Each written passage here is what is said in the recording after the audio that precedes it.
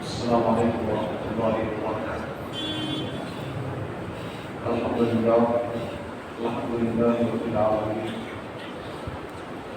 والعاقبة للمتقين والصلاة والسلام على سيد الأنبياء وأشرف المرسلين وعلى آله الطيبين الطاهرين وأصحابه الراشدين المهديين وعلى محبهم وتابعيهم بإحسان إلى يوم الدين.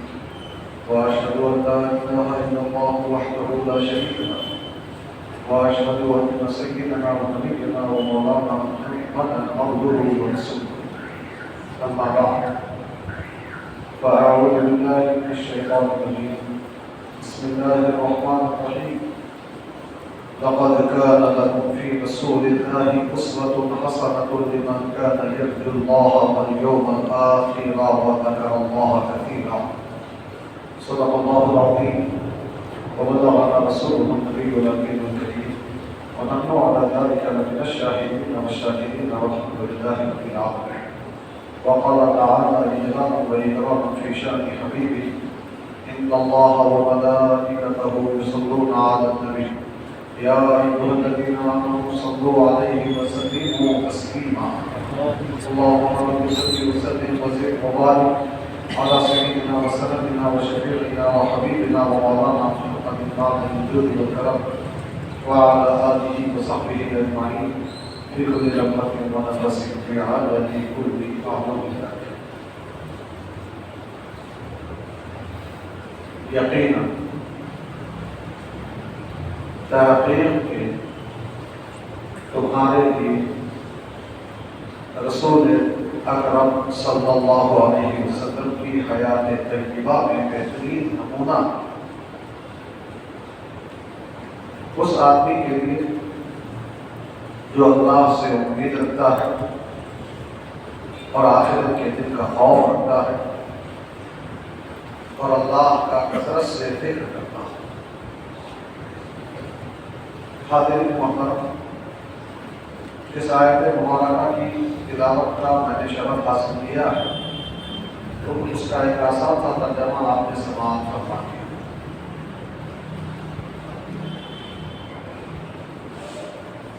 آپ جانتے ہیں کہ اللہ تبارک و تعالیٰ نے دین اسلام کی بنیاد محبت پر رکھی. محبت اللہ نے قرآن پاک میں فرمایا والذین آمنوا اشد حبا للہ، جو ایمان لا چکے وہ اللہ سے بہت محبت کرتے ہیں. رسول اکرم صلی اللہ علیہ وسلم نے ارشاد فرمایا لا ایمان لمن لا محبت اللہ، جس کو محبت نہیں اس کا ایمان ہی. تو محبت بنیاد، کس کی محبت؟ اللہ کی محبت، اللہ کے رسول کی محبت، اللہ کے دین سے محبت، یہ ایمان کی بنیاد. ان تمام میں بھی سب سے بنیادی طور پر اللہ کی محبت. ہم رسول پاک سے اس لیے محبت کرتے ہیں کہ وہ اللہ کے رسول ہیں. ہم دین سے اس لیے محبت کرتے ہیں کہ یہ اللہ کا دین ہے. قرآن پاک سے اس لیے محبت کرتے ہیں کہ یہ اللہ کی کتاب ہے. بیت اللہ سے اس لیے محبت کرتے ہیں کہ یہ اللہ کا گھر ہے. ولی اللہ سے اس لیے محبت کرتے ہیں کہ یہ اللہ کے ولی ہیں. جس کسی سے ہم محبت کرتے ہیں تو تمام محبتوں کا مرکز عقیدت اللہ کی محبت. اللہ کی محبت. اب اللہ کی محبت جب بنیاد ہے تو اس کو پانے کا طریقہ کیا ہے؟ اللہ کی محبت ہم حاصل کریں تو کیسے کریں؟ اللہ تعالیٰ نے جو قرآن کریم میں ہماری رہنمائی کرتے ہوئے ارشاد فرمایا قل ان کنتم تحبون اللہ فاتبعونی، اے نبی صلی اللہ علیہ وسلم آپ فرما دیجیے کہ اگر تم لوگ اللہ سے محبت کرتے ہو تو میری اتباع، میری پیروی کرو، میری پیروی کرو۔ اللہ سے محبت کا دعویٰ صرف زبان سے کرنے سے کافی نہیں ہو، بلکہ حقیقی معنی میں تمہیں میری پیروی کرنی پڑے۔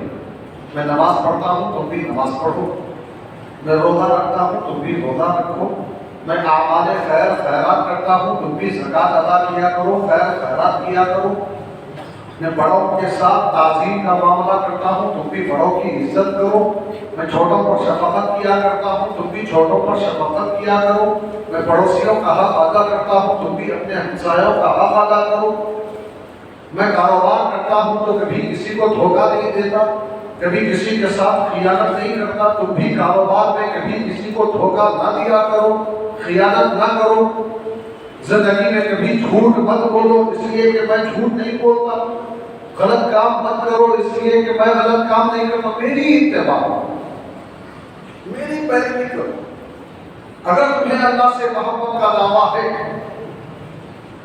تو دلیل میں تمہیں میری اتباع پیش کرنی پڑے، میری پیروی پیش کرنی پڑے، میرے نقش قدم پر چلنا پڑے۔ اب ہم جب دنیا پر نظر ڈالتے ہیں اور دیکھنا چاہتے ہیں کہ وہ کون ہیں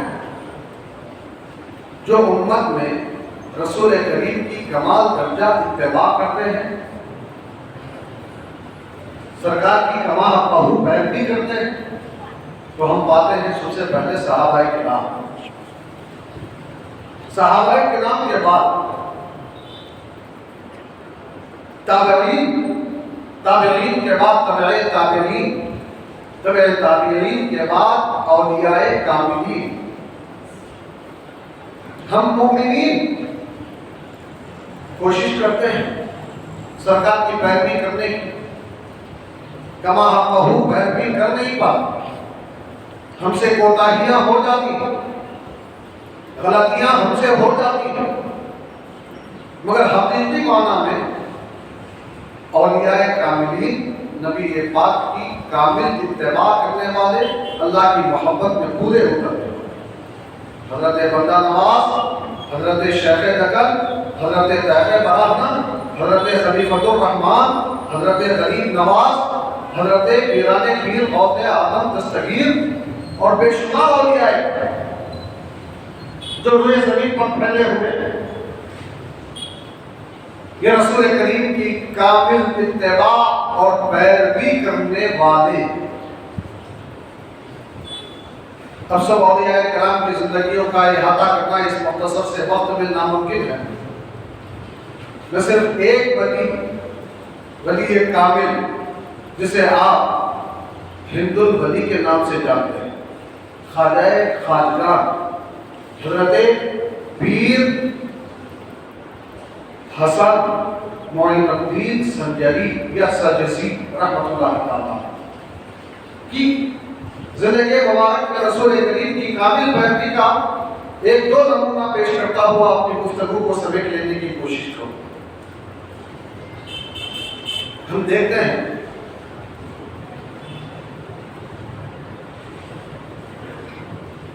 کہ حضرت غریب نواز علیہ رحمۃ اللہ ابھی نوجوانی کی منزل میں قدم رکھے، 15 سال کی عمر ہے، واقعہ نکالی مقصود نہیں، اشارہ دے کر آگے بڑھ جائے، والد گرامی کا وصال ہو گئے، ایک پنچکی اور ایک باغ والد صاحب کی طرف سے وراثت میں ترکے میں ملا۔ آپ اسی باغ میں کام کر رہے ہیں، اسی پنچکی کے پاس کام کر رہے ہیں، اچانک وہاں اللہ کے ایک ولی حضرت ابراہیم قندوزی رحمۃ اللہ تعالیٰ علیہ تشریف لاتے ہیں۔ جیسے ہی اللہ کے ایک ولی تشریف لاتے ہیں تو حضرت خواجہ غریب نواز رحمہ اللہ، جن کی عمر شریف ابھی 15 سال ہے، جو اپنے باغ میں کام کر رہے تھے، دیکھا اللہ کے ایک ولی آئے ہیں، پورے ادب کے ساتھ ان کی خدمت میں حاضر ہوئے، ان کو سلام کیا، ان کی دست بوسی کی اور اس کے بعد ان کو باغ کا پھل پیش کیا۔ حضرت ابراہیم قدس رحمۃ اللہ تعالیٰ علیہ نے وہ پھل تو نوش فرمایا، اپنی تھیلی سے دل کی ایک کھلی نکالی، اسے اپنے دانتوں سے چبایا، اپنے دانتوں سے چبا کر حضرت غریب نواز کے منہ میں ڈالا۔ جیسے ہی حضرت غریب نواز کے منہ میں ڈالنا تھا، آپ کے دل کی دنیا بدل گئی، کیفیت بدل گئی، دنیا کی محبت اور خدا کی محبت والی بات ہے۔ نتیجہ یہ ہوا کہ آپ نے اپنی وہ پنچکی اور اپنا وہ باغ اور جتنا اثاثہ تھا سو فروخت کر دیا، اس کا پورا مال غریبوں میں خیرات کر دیا اور تعلیم و تعلم کے لیے نکل گئے، ظاہر و باطن کی صفائی کے لیے نکل گئے۔ تو اللہ کے ایک ولی نے اپنا جھوٹا کھلایا، دل کی دنیا بدل گئی، دل کی دنیا بدل گئی۔ اب دیکھنا یہ ہے کہ رسول کریم صلی اللہ علیہ وسلم نے بھی کبھی کسی کو اپنا ایسا بچا ہوا عنایت فرمایا تھا کہ نہیں؟ اس لیے کہ یہ اولیاء نبی پاک کی کامل اتباع کرنے والے، کامل پیروی کرنے والے۔ تو آئیے میں بخاری شریف کے اوراق آپ کے سامنے اگرتا چلتا۔ سیدنا انس رضی اللہ تعالیٰ عنہ فرماتے ہیں، ایک مرتبہ رسول اکرم صلی اللہ علیہ وسلم سیدنا ابو بکر صدیق رضی اللہ تعالیٰ عنہ، سیدنا عمر فاروق رضی اللہ تعالیٰ عنہ ہمارے ہاں تشریف لائے، گھر پر آئے تو آپ کے لیے تازہ دودھ دوہا گیا، دودھ میں پانی پلایا گیا، پھر اس کے بعد وہ دودھ نوش کرنے کے لیے سرکار کی خدمت میں پیش کیا گیا۔ جب سرکار کی خدمت میں دودھ پیش کیا گیا تو رسول اکرم صلی اللہ علیہ وسلم نے کچھ دودھ نوش فرمایا، گلاس میں دودھ بن گیا، بچا لیا۔ اب اس کے بعد سرکار کی داہنی جانب حضرت انس بیٹھے ہوئے ہیں، جو بچے ہیں چھوٹی عمر کے، اور بائیں جانب حضرت ابو بکر و عمر بیٹھے ہوئے ہیں جو بڑی عمر والے ہیں۔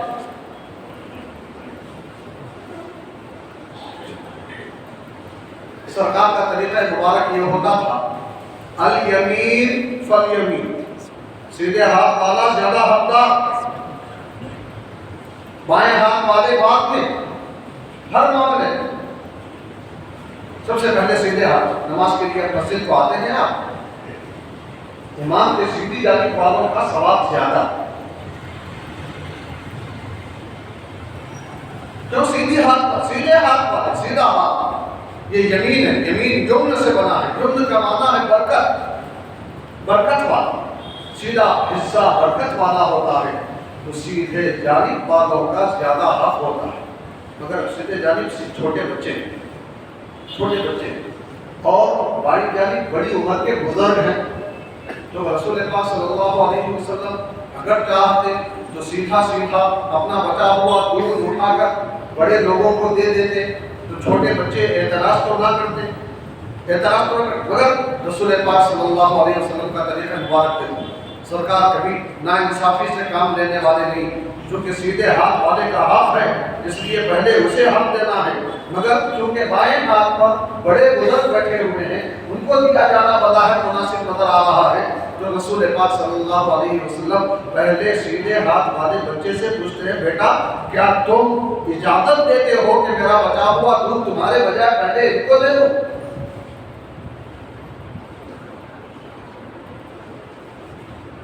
عام طور پر ادب کا تقاضا تو یہی تھا کہ حضرت انس جو بچے تھے یہ فرماتے تھے، یا رسول اللہ مجھ سے اجازت لینے کی کیا ضرورت ہے، جیسے آپ کی مرضی آپ کریں، یا یہ فرماتے تھے کہ یا رسول اللہ ٹھیک ہے میں چھوٹا بچہ ہوں، یہ بڑے لوگ ہیں پہلے ان کو دیجیے میں بعد میں دے دیتا ہوں؟ نہیں، وہاں بھی دیکھو کیسے سرکار سے محبت ہے، سرکار کے تبرک کو حاصل کرنے کا کیسا جذبہ ہے، سرکار کا بچا ہوا دودھ خود لینے کی کیسی جستجو ہے۔ حضرت انس فرماتے ہیں، یا رسول اللہ آپ کے لبوں سے ملا ہوا جو حصہ میرے نصیب کا ہے میں اپنے آپ پر دوسروں کو ترجیح نہیں دیتا۔ تو سرکار نے انہیں کو عنایت فرمایا۔ اسی بخاری شریف کی ایک اور روایت، رسول پاک صلی اللہ علیہ وسلم تشریف فرما، بائیں جانب حضرت ابو بکر، سامنے حضرت عمر فاروق، داہنی جانب ایک دیہاتی صاحب غیر معروف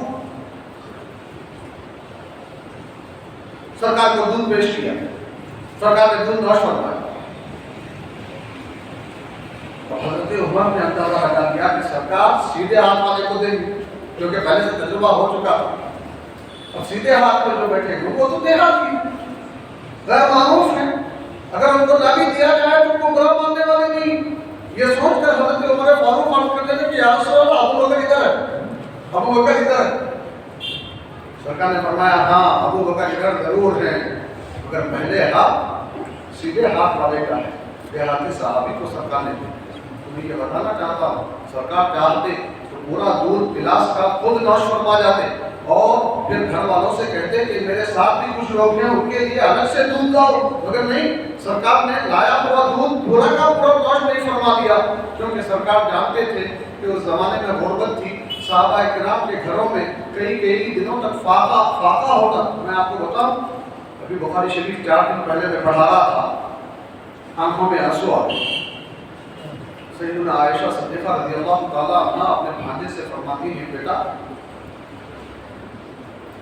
اللہ کے رسول کے ازواج مطہرات کے یہ 9 کاشانے ہیں، 9 کاشانے.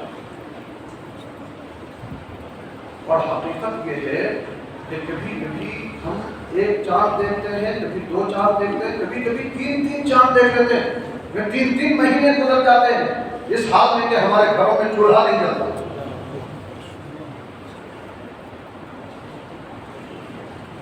اب سوچیں ہماری حالت پر غور کریں، ہمیں کتنا زیادہ کھانے کو مل رہا. سرکار کے صدقے میں سرکار اگر چاہتے تو سرکار کے لیے نعمتوں کے انبار لگ جاتے ہیں، جنت کے دسترخوان اتر کے آ جاتے ہیں. پورا مکے کی وادی لہلہاتی وادی بن جاتی، اناج کی غذا کی کوئی کمی نہ ہوتی.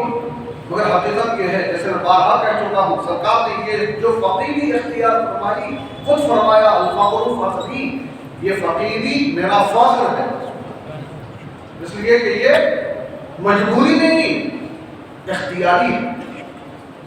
میں نے یہ غریبی اختیار کی ہے تاکہ غریبوں کا دل رہے.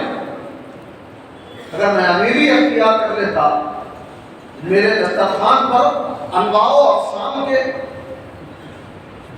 کھانے ہوتے تو امیروں کی دلجوئی تو ہو جاتی، مگر وہ غریب جن کو کبھی 2 3 وقت کھانا نصیب نہیں ہوتا، جن کو سوکھی روٹی پانی میں بھگو کے کھانا پڑتا ہے، ان کی دلجوئی کون کرتا؟ سرکار امیروں کے بھی رسول ہے، غریبوں کے بھی رسول. حضرت عائشہ فرماتی بیٹا 3 مہینے ازواج مطہرات کے گھروں میں چولہا نہیں جلا کرتا. بھتیجے تعجب سے پوچھنے لگے پھوپھی جان پھر آپ لوگ گزارا کیسے کرتے ہیں، پیٹ کیسے بھرتے ہیں؟ حضرت عائشہ نے فرمایا 2 کافی چیزوں سے پیٹ بھر جاتا ہے، ایک کھجور دوسرا پانی. کھجور اور پانی کا اندازہ کرو. تو سرکار صحابہ کرام جن حالات سے گزر رہے ہیں سرکار کو معلوم تھا اگر میں گھر والوں سے ساتھ والوں کے لیے بھی دودھ بناؤں گا تو ہو سکتا ہے گھر میں زائد دودھ نہ ہو، گھر والے شرمندہ ہو جائیں. جتنا دودھ آیا سب نوش نہیں فرما دیا بلکہ گلاس میں بچا دیا، گلاس سے بچا دیا اور پھر سب میں تقسیم فرما دیا. اس کے لیے ترجیح دی پہلے سیدھے ہاتھ پر بیٹھنے والا. تو اس طرح اپنا بچا ہوا دینا یہ سرکار کی سنت ہے. یہی سنت حضرت ابراہیم قندوزی رحمۃ اللہ علیہ حضرت غریب نواز کے ساتھ اختیار فرما. اور اس کے بعد حضرت غریب نواز کی زندگی میں بھی ہم بے شمار نمونے دیکھتے ہیں کہ آپ اپنا بچا ہوا لوگوں کو دیا کرتے. یہ کامل اتباع، کامل پیروی، اسی کامل پیروی سے خدا کی محبت حاصل ہوتی ہے.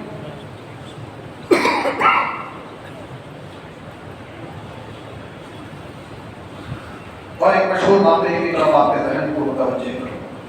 حضرت خواجہ فخرالدین بختیار کاکی رحمۃ اللہ تعالیٰ علیہ جو حضرت غریب نواز کے پہلے خلیفہ ہیں جانشین، آپ فرماتے ہیں کہ حضرت غریب نواز کے ایک مرید کا انتقال ہو گیا. حضرت غریب نواز جنازے میں شریک.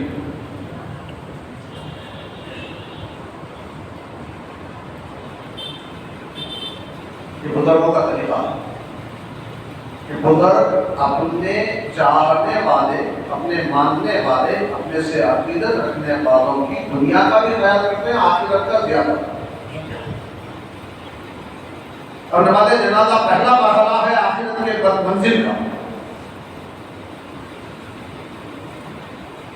ہم نے یہاں ایسا بھی ایک منظر دیکھا، ایک صاحب کا انتقال ہو گیا، آ کے پیر و مرشد سے کہا گیا کہ حضرت آپ کے فلاں مرید کا انتقال ہو گیا، اور پیر و مرشد کہتے ہیں کہ ٹھیک ہے آپ کو نماز جنازہ پڑھ کے قبرستان پہ لے جائیے، میں وہاں آ جاتا ہوں.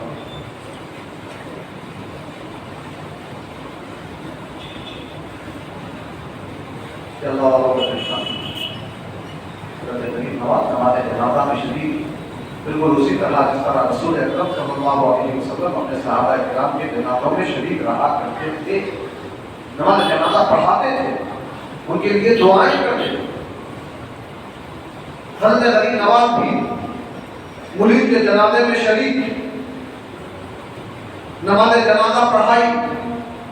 اب اس کے بعد دفنانے کے لیے قبرستان چلے، میت کو دفنا دیا، سب لوگ لوٹ کے آ گئے. حضرت غریب نواز قبر پر کھڑے رہے. حضرت مفتی فقیر کاکی رحمۃ اللہ تعالیٰ علیہ ان کے ساتھ کھڑے ہوئے. پوری درخواست کچھ دیر گزری تھی کہ حضرت مفتی فقیر کاکی فرماتے ہیں کہ حضرت غریب نواز کے چہرے پر پریشانی کے آثار ظاہر، کبھی خاطری کے آثار ظاہر، پریشانی کے آثار. چند لمحے گزرے تھے کہ حضرت غریب نواز خوشی میں آئے، نہال ہو گئے. وہاں سے پلٹنے لگے تو حضرت خواجہ مفتی بختیار کاکی رحمۃ اللہ علیہ نے پورے ادب کے ساتھ عرض کیا، حضور کیا ماجرا ہے کہ آپ کے مرید کو دفنانے کے بعد آپ کھڑے رہے، پہلے تو آپ کے چہرے پر پریشانی کے آثار ظاہر ہوئے، پھر خوشی کے آثار کچھ دیر کے بعد ظاہر ہوئے، ماجرا کیا ہے؟ تو آپ نے فرمایا کہ میرے اس مرید کو قبر میں عذاب دینے کے لیے فرشتے آئے.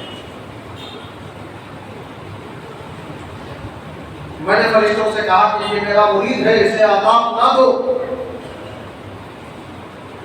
تو فرشتے کہنے لگے یہ گناہگار تھا، اس کو عذاب دیا جائے گا. اتنے میں میرے پیر حضرت عثمان ہارونی تشریف رضی اللہ عنہ، حضرت عثمان ہارونی نے فرمایا کہ یہ میرے مرید کا مرید ہے، معین الدین کا مرید ہے، اس کو عذاب نہ دو. فرشتے پھر کہنے لگے نہیں یہ گناہگار ہے، ہم اسے عذاب دیں گے.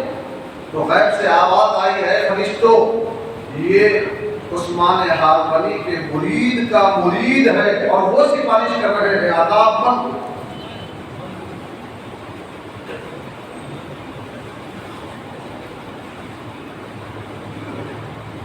تو اپنے معتقدین کے لیے، مریدین کے لیے، جاننے والوں کے لیے اس طرح بارگاہ الہی میں عذاب نہ دینے کی سفارش کرنا یہ اولیاء کاملین کا طریقہ ہے. اور یہ اولیاء کاملین یہ طریقہ اپناتے ہیں اتباع رسول کریم سرکار کی اتباع.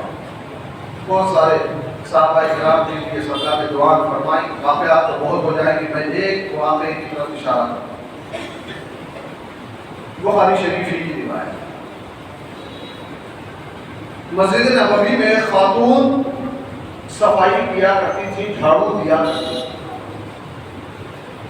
ایک دن سرکار نے انہیں نہ دیکھا، موجود نہیں. صحابہ سے پوچھا کہ فلاں خاتون کہاں ہے جو مسجد میں جھاڑو دیا کرتی؟ تو صحابہ نے کہا یا رسول اللہ رات میں ان کا انتقال ہو گیا تھا، ہم نے سوچا کہ یہ معمولی خاتون ہے، اس کے لیے آپ کو تکلیف کیا دینا، لہٰذا ہم نے ہی ان کے جنازے کا انتظام کیا، نماز جنازہ پڑھ کے ہم نے انہیں دفن کر دیا. سرکار نے فرمایا مجھے ان کی قبر بتاؤ ان کی قبر کہاں؟ صحابہ سرکار کو لے کے چلے، بتایا یا رسول اللہ یہ ان کی قبر ہے. رسول پاک صلی اللہ علیہ وسلم نے وہاں اس مرحومہ کے لیے دعائے مغفرت فرمائی اور فرمایا کہ اے لوگوں سنو، یہ قبریں اندھیروں سے بھری پڑی ہوتی ہیں، تاریکیوں سے اٹی پڑی ہوتی ہیں، اور میرے آنے سے، میرے دعا کرنے سے ان قبروں میں روشنی پھیل جائے، میرا قدم کی برکت سے یہاں نور آ جاتا ہے۔ نور جو یہ رسول کریم ہیں، جو امت سے بڑی شفقت فرماتے ہیں، بڑے مقام و مرتبہ والے صحابہ کو نہیں، معمولی مسجد کی خدمت کرنے والی ایک خاتون کو بھی مرنے کے بعد فراموش نہیں کرتے، اللہ کی بارگاہ میں جا کے اس کے لیے استغفار کرتے۔ اور اسی کی قابل اتباع اولیاء کرام حضرت غریب نواز کرتے ہوئے بتایا، اولیاء کرام ولی اسی وقت بنتے ہیں جب رسول کریم کی قابل اتباع اور پیروی کرتے ہیں۔ جو جتنا اتباع میں قابل ہوتا ہے اس کا ولایت میں درجہ بھی اتنا ہی بلند ہونا چلا جاتا ہے۔ حضرت غریب نواز رحمۃ اللہ تعالیٰ علیہ جب حضرت عثمان ہارونی رحمۃ اللہ علیہ تعالیٰ علیہ کے ساتھ کعبۃ اللہ پہنچے تو وہاں بھی میزاب رحمت کے پاس ان کے قبولیت کی غیب سے ندا آئی، اور جب مزار رسول اکرم صلی اللہ علیہ وسلم کے پاس پہنچ کر اپنے پیر و مرشد کی رہنمائی کے مطابق بارگاہ رسالت میں سلام عرض کیا تو جواب میں رسول پاک کے مزار مبارک سے آواز آئی، وہاں موجود حاضرین نے سنی کہ سرکار نے فرمایا وعلیکم السلام یا خطب المشائخ، اے مشائخوں کے خطب تم پر بھی سلام۔ خطب کسے کہتے ہیں معلوم ہے آپ؟ چکی ہاتھ میں دیکھی جو ہاتھ سے چلاتے تھے، عام طور پہ آج تو ختم ہو گئی، مثلا تو نوجوان بچوں کو چکی معلوم نہیں، جو پتھر کے دو بڑے بڑے پارٹ ہوتے ہیں، ایک نیچے کا پارٹ ایک اوپر کا پارٹ، نیچے کے پارٹ پہ درمیان میں ایک میانہ لگا ہوتا ہے، اوپر کے پارٹ پہ ایک لکڑی لگی ہوتی ہے جس کو پھیلایا جاتا ہے اور سوراخ میں سے اناج ڈالا جاتا ہے۔ اوپر کا پارٹ نیچے گرنے نہیں پاتا، جو نیچے گرتا نہیں ہے پتھر کو، اوپر کے پارٹ کو روکنے والا میانہ جو نیچے کے پتھر میں درمیان میں لگا ہوا، اس میانے کو کہا جاتا ہے خطب۔ تو یہاں رسول پاک نے اپنی مزار مبارک سے پیران پیر کے حضرت غریب نواز کے سلام کے جواب میں یا خطب المشائخ فرمایا، مشائخ کے خطب، پورے اولیاء کے خطب، مشائخ ماں شیخ کی جمع مشائخ، پورے اولیاء کے خطب نے اولیاء کی جماعت جس نظام پر قائم ہے اس کا خطب اے غریب نواز تم پوری زندگی قابل اتباع رسول کرتے رہے۔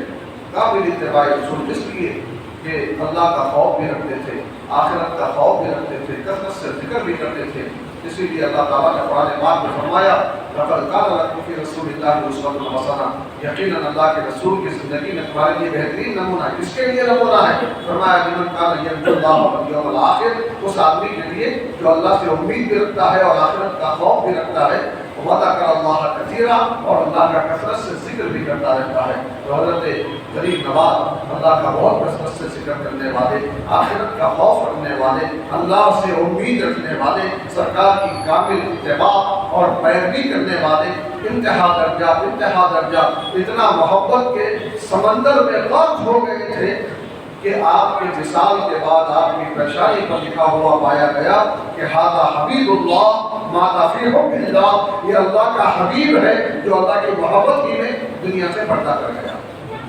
اللہ تعالیٰ جملہ اولیاء کی محبتوں کو ہمارے دلوں میں جگہ عطا فرمائے، اولیاء کے طریقوں پر چلنے کی ہم سبوں کو توفیق عطا فرمائے، رسول کریم کی کامل اتباع اور پیروی کرنے کی توفیق عطا فرمائے، گناہوں سے بچنے کی قوت عطا فرمائے، اسلام کی عزت کی صحت و عافیت کی لمبی زندگی عطا فرمائے، ایمان کی موت نصیب فرمائے۔